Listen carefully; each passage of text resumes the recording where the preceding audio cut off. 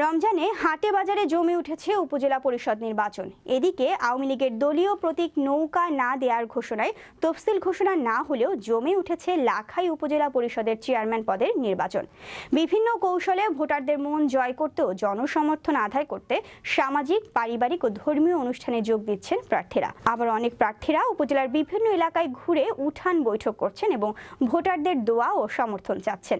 লাখাই উপজেলা পরিষদের চেয়ারম্যান পদের সম্ভাব্য প্রার্থীরা হলেন বর্তমান চেয়ারম্যান ও উপজেলা আওয়ামী লীগের সভাপতি আলহাজ অ্যাডভোকেট মোহাম্মদ মুশফিউল আলম আজাদ, বামুই ইউনিয়ন পরিষদের সাবেক চেয়ারম্যান মাহফুজুল আলম মাহফুজ, উপজেলা পরিষদের বর্তমান ভাইস চেয়ারম্যান আমিরুল ইসলাম আলম, লাখাই উপজেলা বিআরডিবির চেয়ারম্যান ইকরামুল মজিদ চৌধুরী শাকিল ও হবিগঞ্জ প্রেস ক্লাবের সাবেক কোষাধ্যক্ষ ও ক্রীড়া সাংস্কৃতিক সম্পাদক ফয়সল চৌধুরী।